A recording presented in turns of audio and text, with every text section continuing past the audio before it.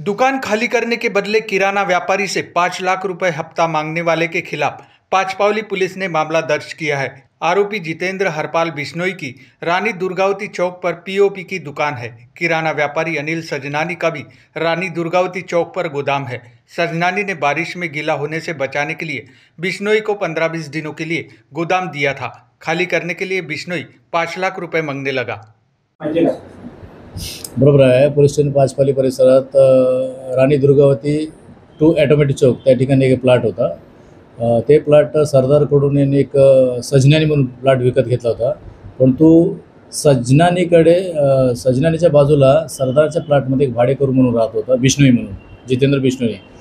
तो त्या प्लॉटमध्ये भाडेकरू होता। असं असताना दुसरा प्लॉट 6000 फुटाचा आहे, त्या ठिकाणी त्यांनी विश्वास संपादन करून त्या सजनानीकडे ते सामान ठेवलं होतं।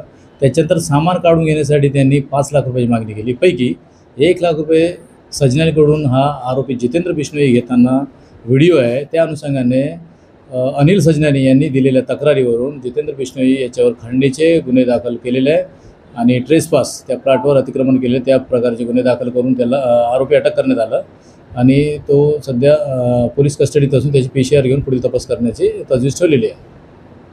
नाही, त्या बाबतीत आणि गुन्हे नाही, परंतु ह्या आता पहिल्यांदाच अशा पद्धतीची आपल्याकडे तक्रार आल्याबरोबर आपण दखल घेतलेली आहे।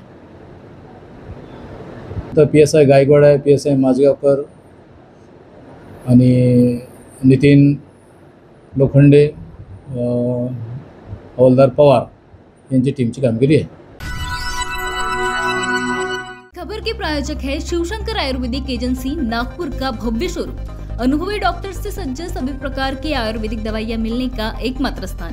अनुभवी वैद्य एवं डॉक्टर द्वारा जटिल एवं जीर्ण रोगों पर विशेष आयुर्वेदिक उपचार उपलब्ध। इनका पता शिवशंकर आयुर्वेदिक, डॉक्टर मंगला केतकर हॉस्पिटल के सामने, महाजन मार्केट के पास, टेम्पल बाजार रोड, सीताबर्डी, नागपुर।